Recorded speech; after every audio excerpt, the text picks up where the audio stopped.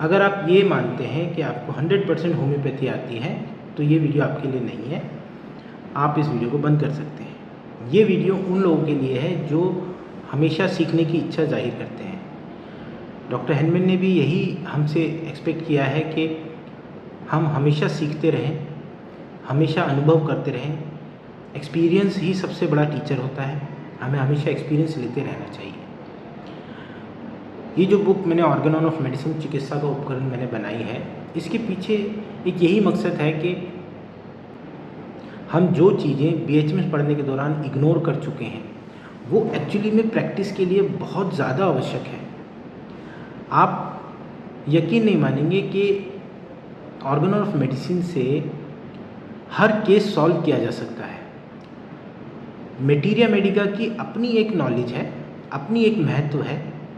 आपको अच्छी मटीरिया आनी चाहिए, लेकिन उस मटीरिया को आप कैसे यूज़ करना है, उस मटीरिया मेडिका की नॉलेज को आपको यूज़ कैसे करना है, ये आपको ऑर्गेनॉन समझाएगा।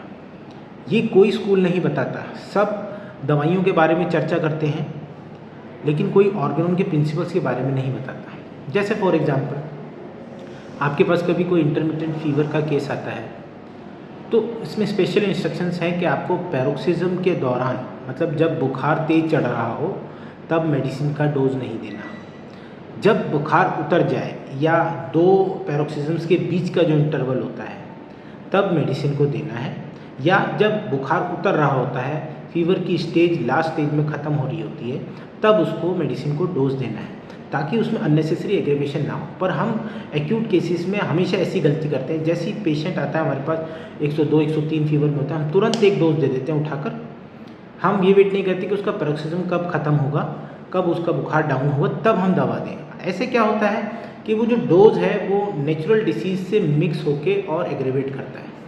ये छोटी छोटी बातें जो ऑर्गेनॉन में इतनी अच्छी तरह से लिखी हुई है, ये हम बहुत इग्नोर करते हैं। फॉर एग्जांपल एक और मैं आपको एक पॉइंट बताता हूँ।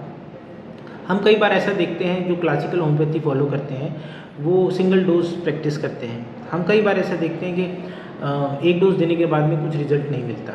तो डॉक्टर हेनमैन ने 251 अफॉरिज्म में ये बताया है कि अगर आपको ऐसा होता है तो हो सकता है कुछ मेडिसिन का अल्टरनेटिंग एक्शन हो। उस केस में आपको सेम पोटेंसी की एक और डोज देकर आप अच्छा रिजल्ट पा सकते हैं, ऐसा बोला है। कई बार हम केस टेकिंग के दौरान बहुत मिस्टेक्स करते हैं।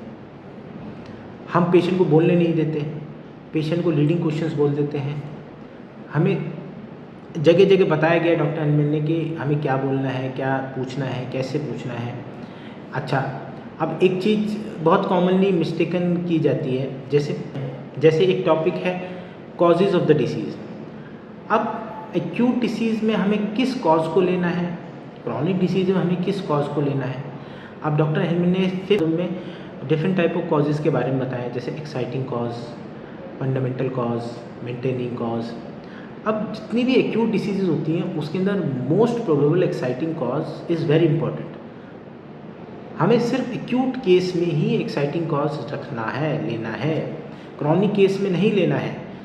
क्योंकि हम यहाँ पर गलती करते हैं, हम अच्छे से ऑर्गेनॉन को फॉलो नहीं करते। हम क्रॉनिक केस में भी एक्साइटिंग कॉज को इम्पोर्टेंस देने लगते हैं, जबकि वो एक्साइटिंग कॉज एक्साइट करके उस पूरे मियाज़म को ब्लोन करके उभार कर वो ख़त्म हो गया।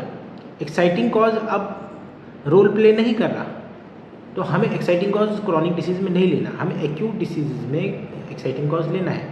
हाँ, हमें क्रॉनिक डिसीज़ में मेंटेनिंग कॉज ज़रूर देखना है। कोई ऐसी चीज़ है जो बीमारी को मेंटेन करके रख रही है, उसको हमें रिमूव करना है। अगर हम उसको रिमूव नहीं करेंगे तो केस इम्प्रूव नहीं होगा। अब ये जो सारे प्रिंसिपल्स हैं, सारी बातें हैं, ये हम ऑर्गेनॉन में सीख तो सकते हैं, लेकिन उसकी लैंग्वेज इतनी टफ है कि आम बच्चे को समझ में नहीं आती। जब हम भी स्टूडेंट थे हमें भी ऑर्गेनॉन समझ में नहीं आया करती थी। इसीलिए मैंने इस बुक को बाइलिंगुअल फॉर्म में इसको मैंने पब्लिश किया है।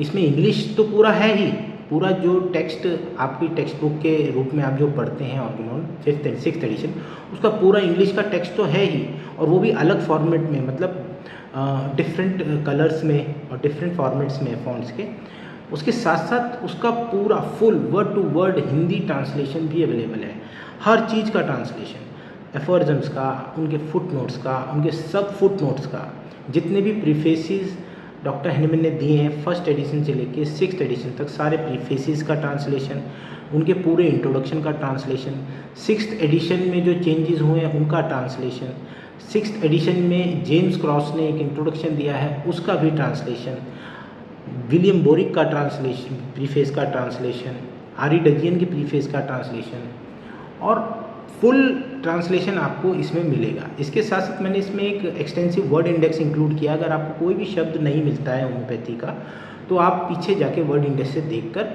आप बुक के अंदर सर्च कर सकते हैं पेज नंबर से कि ये कहाँ पर है। उसके साथ साथ मैंने इसका ग्राउंड प्लान भी दिया है कि डिफरेंट एफोरिज्म्स में कैसे कैसे डॉक्टर हैनीमैन ने सीरियल वाइज कैसे उन्होंने हर टॉपिक को डिस्कस किया है।